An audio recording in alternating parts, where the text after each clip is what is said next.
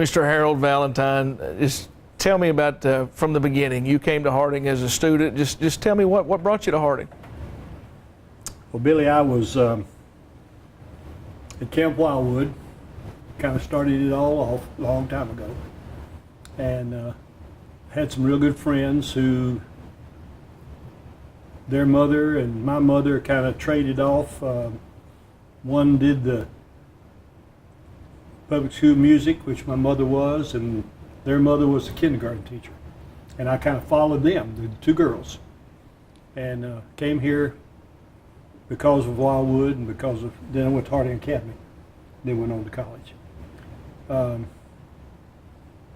It's just been a long journey, you know. Been here off and on since 1955. You've been a sports enthusiast ever since I've known you. I mean, where does that go? How far does that go back to? You know, Billy, it's just it's amazing. My dad was a basketball player, and in growing up, I played baseball. I wanted to run track, and I couldn't run track. The time we started in 9th grade. I'm from Jackson, Mississippi, is where I'm from, and I went out, and first thing you knew, I was in the hospital having my tonsils removed, and so they just kind of wiped it completely out. And but baseball came along, and then, of course, when I came to school here to the academy, first year I couldn't participate because you had that kind of like it is at Arkansas now. If you're moving into a district, you got to wait a year. And so my senior year, I played football and played basketball and ran track, just the regular stuff. And then when I got in college, I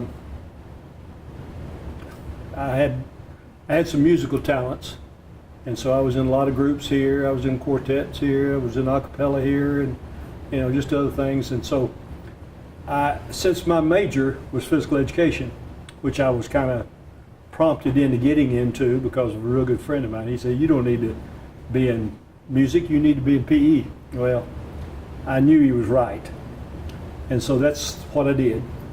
And my freshman year in college here, I was in the first Bells and Bows. And I went to Uncle Bud and I said, "Uncle Bud, I hate to tell you this, but I'm going to need to get out of Bells and Bows because of my major, and I'm going into physical education." He kind of looked at me, like that. But I did get out because I was going to run track. And in 1959, I ran track, which was the first year we started football. Well, I ended up doing a lot of sports information stuff and all, and I worked in the sports information office and followed teams everywhere, and also Dr. Gaines and Dr. Joe Pryor and Pinky Beerhill, who were on the first athletic committee, chose me to be the student on that committee. And so I was kind of in with when they decided to start football and all that kind of thing. So that's kind of how all that got started. But of course, when I graduated from Harding College, went to the academy in Memphis and taught and coached. And when you're in a private school, you teach it and coach it all, which I did. I was hired as assistant football coach and head basketball coach, Dr. Bison.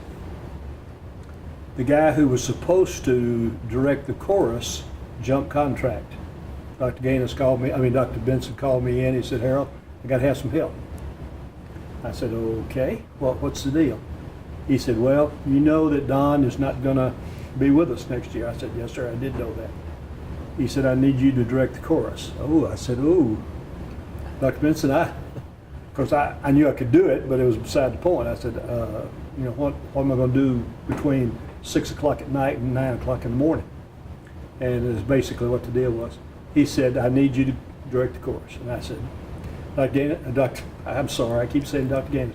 "Dr. Benson, I can't do it for what you're going to pay me." He said, "I'll give you a raise." And for those of us who knew Dr. Benson, that was hard to hear real quick. But he gave me a big $400 raise to start before I even started.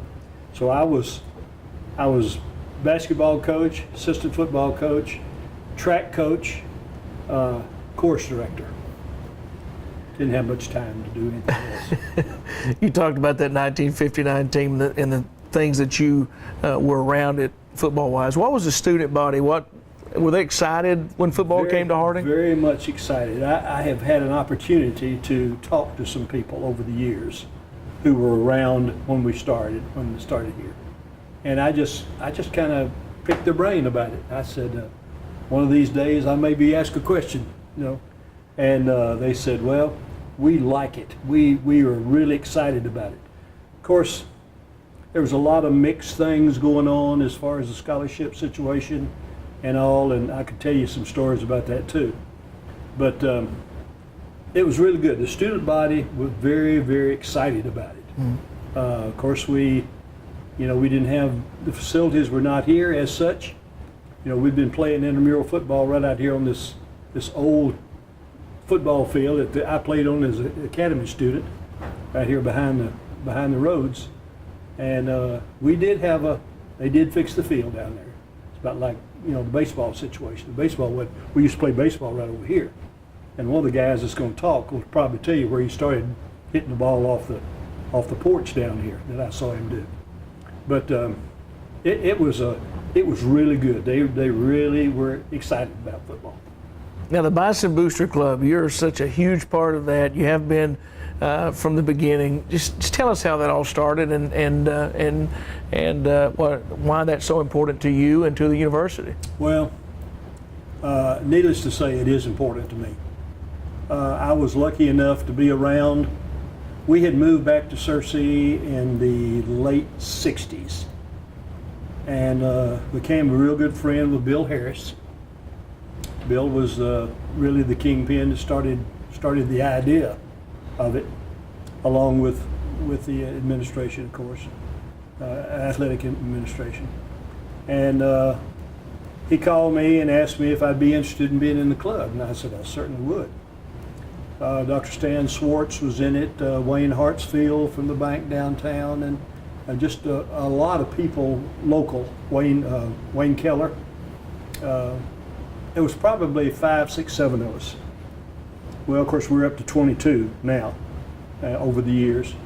But I served as president a couple of 3 times over the years since 1969, and but I've been treasurer probably the last 40 years, you know, that kind of thing. But we felt like we really wanted to help with athletics at Harding, and we weren't interested in specifically for football or basketball or track, even though I had run track and all those kinds of things. But Dr. City came on it after a while. Of course, he didn't move here until after I'd been here a while, and then he was put on the committee. But it's been a great run. We've done a lot for Harding College / University. Wouldn't have football stands if it wasn't for us. Wouldn't have that track down there if it wasn't for us. Of course, the baseball has been upgraded over lots of situations. Coach Johnson probably could tell you a lot of stories about that. And incidentally, he and I go back a long way too. You know. You mentioned track more than once. I know that's very important to you, and you're still very active with track events. Yes, this is 50, next year will be 56 years that I've worked track. Started out as a college student here, working in a county track meet over at Ball Knob. And when I came back, I coached at the Academy in Memphis for 2 years, and then 2 years at Cotton Plant, Arkansas. And Coach Lloyd called me one day while I was coaching at Cotton Plant. He said, "Harold, you've started quite a few meets over the years. I need a good starter for our college meet." I said, "Coach Lloyd, I've never started in college meets before." He said, "Well, you're not going to get any younger." And so I said, "Okay, I'll come." So I did. That was basically it. He got me started. And then I had the opportunity after quite a few years to work in the old AIC. Started quite a few meets, 20 years worth, I guess. And but you know, 55. Next year will be 56 years. I think I got about 3 more left in me. So I'll probably quit. I know you love Harding. I see you at so many events. Can you narrow it down to 1 or 2 or 3 that are your most memorable moments at Harding? Billy, it would really be hard because, as you said, there have been a lot of them. You know, I worked the clock down here for 40 plus years, and until I just thought it was time for me to sit up there with my wife. You know, basically what they did was it just really stunned her, and but lots of good basketball games right out here. I was involved with lots of situations, and you know, what prompted my getting out was a little confrontation I had with an official. Can you believe that? Confrontation with an official, which I was one. You know, I was a basketball official for 17 years in the AIC, and officiated football for 25, and then of course the track. But working in AIA meets, you know, national meets, we had quite a few of them in Arkansas. I can remember the most memorable one. It was just about getting blown away by the tornado down at Arkadelphia. That was, you know, that was memorable but scary. Working and seeing some fantastic athletes over the years. You know, said, well, I saw him run, you know, personally. I saw him live, and of course the addition of course I work at the University of Arkansas in track also. So, but it's really been a good run. I've enjoyed it very much. The Booster Club thing is just basically my life. But Harding is my life, basically.